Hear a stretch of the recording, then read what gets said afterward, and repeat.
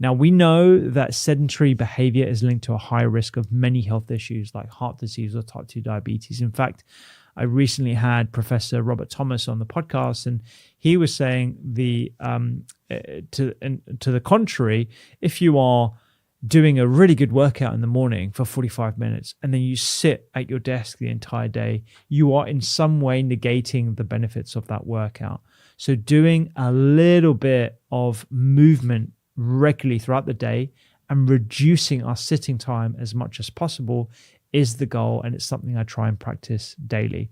There are some experimental studies that show that breaking up sedentary time with short, regular bouts of movement can have a significant impact on your metabolic health markers. So things like post-meal insulin sensitivity and fasting insulin, which are also markers of metabolic flexibility. So your ability to utilize nutrients from carbohydrates and fat as effectively as possible.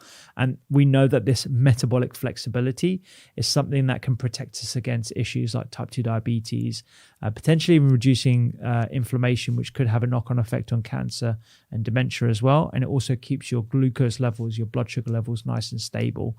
Again, preventing those energy crashes, but also protecting us against things like pre-diabetes and type 2 diabetes as well.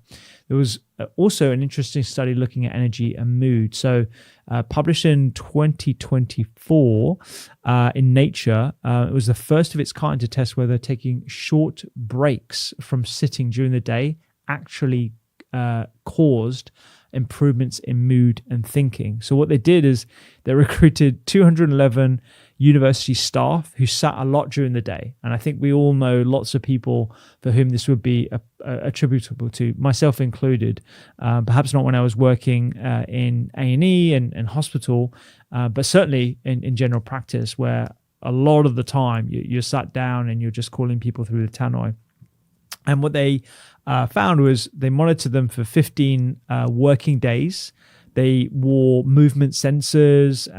They got smartphone prompts to either stay sitting or take a 3-minute break where they did slow walking, standing, or fast walking. And then they measured their mood, their affective state, their energy, and they use a validated scale as well with their memory and a numerical task. So pretty interesting study design. And the results showed that just taking 3 minutes to move, especially walking, led to small but real improvements in how good people felt, how energized they felt. And the faster they moved, the bigger the effect. So it suggests, I don't want to say this is a open and shut case, but it suggests that even tiny movement breaks, just 3 minutes long, can directly improve mood and energy in everyday life.